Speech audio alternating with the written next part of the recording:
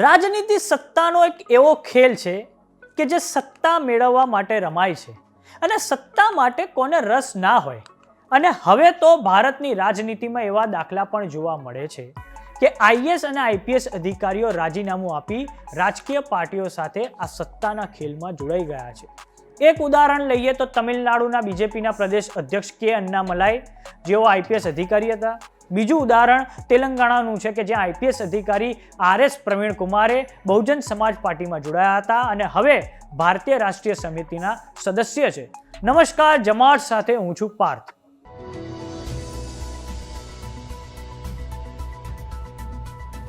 મધ્યપ્રદેશમાં એક એવો કિસ્સો બહાર આવ્યો છે જે સૌ લોકોમાં આશ્ચર્ય પેદા કરે છે. વાત આખી એમ છે કે નિશા બાંગરે મધ્યપ્રદેશના છતરપુર જિલ્લામાં લવકુશનગરમાં એસડીએમ હતા.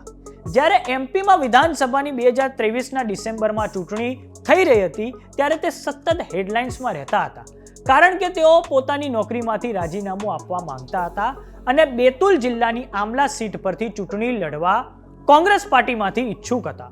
પરંતુ સરકાર દ્વારા નિશાનું રાજીનામું સ્વીકારવામાં આવ્યું ત્યાં સુધીમાં કોંગ્રેસ પાર્ટીએ તે બેઠક પર પોતાનો ઉમેદવાર મનોજ માલવિયાને જાહેર કરી દીધા હતા. પણ જો કે પાછળથી આ સીટ કોંગ્રેસ પાર્ટી 12,000 વોટથી હારી ગઈ. આવી સ્થિતિમાં તે ત્યારે ચૂંટણી લડી શક્યા નહોતા. કોંગ્રેસે નિશાને લોકસભા લડાવવાનું વચન આપ્યું હતું. આ પછી મધ્યપ્રદેશ કોંગ્રેસ પાર્ટીએ નિશા બાંગરેને 27 માર્ચ 2024ના રોજ તેમને પાર્ટીના મુખ્ય પ્રવક્તા બનાવી દીધા. અને કોંગ્રેસ પાર્ટીએ જ્યારે નિશાને પ્રવક્તા તરીકે ડિબેટમાં જવા કહ્યું ત્યારે તેમણે પાછા નોકરીમાં જવા સરકારને આવેદનપત્ર 18 જાન્યુઆરી 2024માં જ આપી દીધું છે તેવું નિશાએ જણાવ્યું.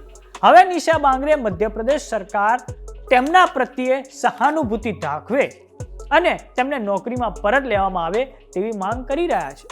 તો આ તરફ એમપીના બીજેપીના મીડિયા પ્રભારી આશીષ ઉષા અગ્રવાલે પ્લેટફોર્મ એક્સ પર ટ્વીટ કરી આ આખી ઘટના પર કટાક્ષ કર્યો છે અને કીધું હતું કે કોંગ્રેસ પાર્ટીએ નિશા બાંગરેના સપનાનું મોએ કરી નાખ્યું.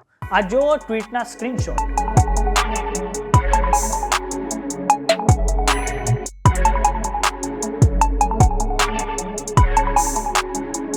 થોડું નિશા બાંગરે વિશે જાણીએ તો તેમણે એમપીના વિદિશાથી સમ્રાટ અશોક પ્રૌદ્યોગિકી સંસ્થામાંથી 2014માં એન્જિનિયરિંગ પૂરું કર્યું.